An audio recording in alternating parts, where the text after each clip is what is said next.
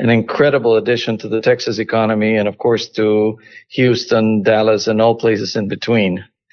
It is 240 miles of track that we will be building between the two cities, with stations at both ends in Houston and in Dallas, and one in the Brazos Valley. So it's really an integrator to the economy of the whole region.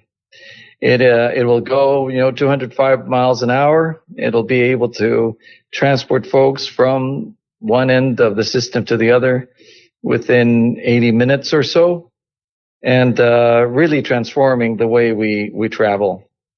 We expect to be, taking about 15,000 cars off the road as a result of this. So, of course, it has a good environmental impact. And then you look at, predictability and efficiency and safety. Those are the three elements that come into play. And it is incomparable, as compared to other modes of transportation. It's really the safest system of transportation around the world. The technology we've chosen is the Shinkansen technology out of Japan. And in 55 years and over 10 billion passengers transported, they've had no accidents and no fatalities to speak of at all. So that is the kind of efficiency and safety that we want to bring to Texas. The status currently is we're completing our permitting process. We're nearing the completion of what's called the final environmental impact statement, and that should be done by the end of May. We are also completing our safety rule, which is the rules under which the train will operate here in Texas. And there are hearings on this that will happen Monday, Tuesday, and Wednesday of next week. And the comment period for that should be ending at the end of May as well. So permits altogether will be ready by mid-year or so. And that will take us to the next phase, which is really going into what's called the financial close and, of course, the construction phase. And that will follow after this permitting process is completed. Now, Carlos, that was exactly where I was going to go next. You've cleared some big hurdles, a couple more. Looks like we're on approach, and so that's very exciting. Tell us about the local impact to Dallas. What's the vision? I mean, the station. What's the station idea? Give us a view of how this is going to impact our local listeners. Yeah, well, the station would be located right south of the convention center here in Dallas, and over by Cadiz Road and Hotel Road, if you know where that is.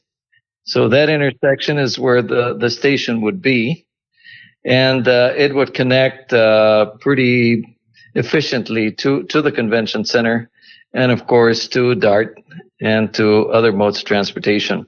So the idea is to make it as friendly as possible. The city's actually thinking of setting up an intermodal,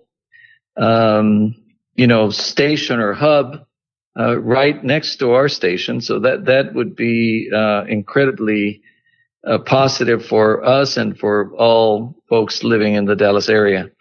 So with both projects combined, you would have very, very swift connection to all modes of transport in the area. It'll be again a pretty simple facility, because what we are really looking to do is make the access to the train as efficient as possible. So we're going through different simulations as to how folks would get to the side, how they would access the station, and how they would go from there to the trains. And that requires a lot of efficiency.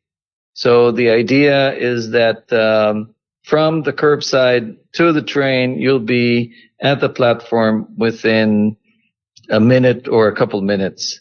That's the idea, so that people understand and get to know the efficiency that rail travel at high speeds actually brings.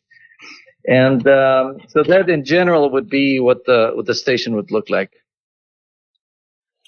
Carlos, there are so many parts to making a project like this go, and there are a lot of different levels of approvals that have to be ascertained. And I'm just wondering, right now, what is the status of all the different agencies that you all have to get your approvals from, and where are you, and what are the next big steps that you have to get through?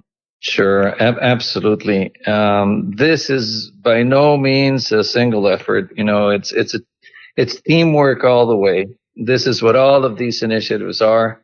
And as you well say, we have to work with many counterparts to get it done, from the city authorities to the state level authorities to, of course, the federal government. So it requires lots of approvals from different agencies in many, many respects. As I said, the environmental process is one that's led by the FRA, the Federal Railroad Administration. And that is, progressing really well, and we expect that to be done by the end of May. But that also brings along coordination with, I believe, 19 agencies in total, both at the state and federal levels, to give you a sense of the complexity of that. So all of these agencies have commented into the FEIS, and that is a document that would come out at the end of the month. After that, you also have to get approval from other agencies, such as the U.S. Corps of Engineers, the Army Corps of Engineers, and that is for any impacts that you have either on their structures or also on what's called waters of the U.S. So any impacts on waters along the alignment that we have, we would have to get permits from them. Those are, of course, all underway. And then you go into things like interconnection agreements. You have to source power for this project and ensure that we have the availability and interconnection to power sources. This is electric. It's an electric system, and as such, we need to get that power from them. So that means working with power companies to ensure that we are able to secure those. Then you have agreements with other railroads that use the alignments or are close to our alignment, and therefore we have to coordinate our activities versus what they do. TxDOT is another example. Any road crossing that we have, we will have to coordinate with them, and of course with every county that we go through. So it is really a myriad of different types of permits, and as I say, it has to do with teamwork, and you really can't impose anything on anybody. You just have to work it through and ensure that we do it right. Another coordination that's important is any relocation of activities that we have, things like utilities, telecoms, or pipelines, or whatever it is that we may impact as we go along the alignment. This is normal to every project, but it's one that requires a lot of care and a lot of detail. So that gives you a sense of the complexity of the job. Yes, I'm glad you explained that to me. Really appreciate it. So I know that somebody else out there will be glad to have that information. This is Deconstructing Dallas. Ryan Trimble, Shawn Williams. We're going to take a quick break. We'll be back with our guest, Carlos Aguilar, right after this.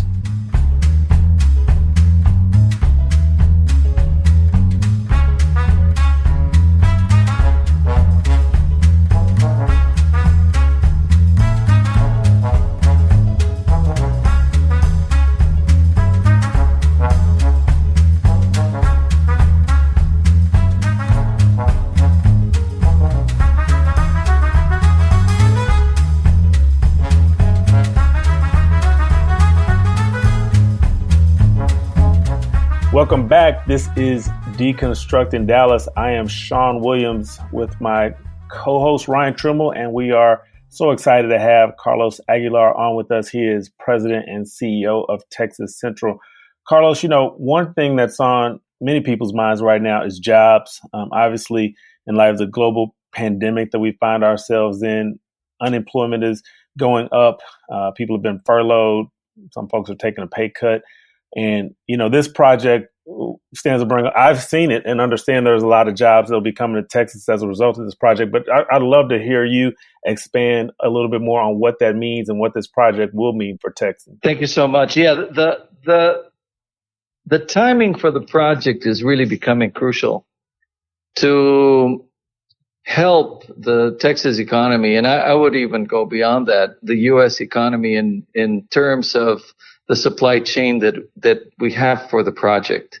I'll give you some examples. In terms of direct labor, we have about 17,000 jobs that will be created. That is within the Texas Central Build Plan alone.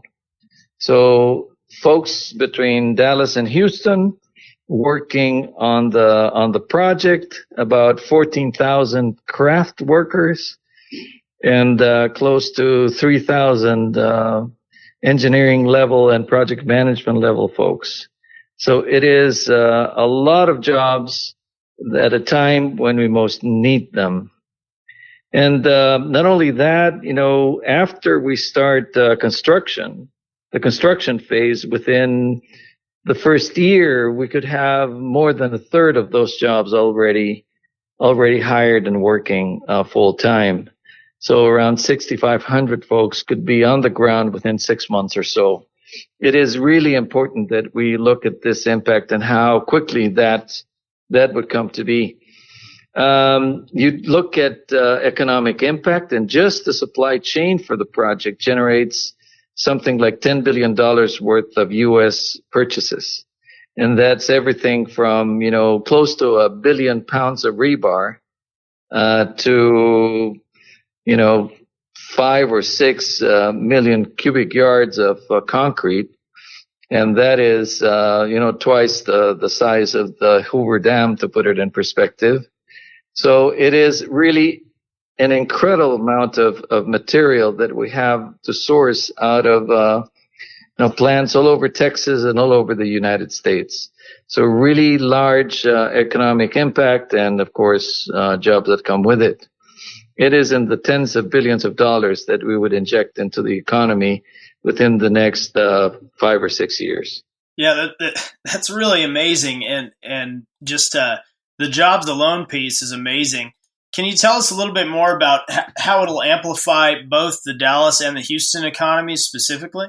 Yeah, absolutely. I mean, first of all, again, there's the construction phase, and that will be sourcing not only, again, jobs, which of course are needed, but employing smaller contractors, smaller companies, smaller logistics firms that would come and serve the project.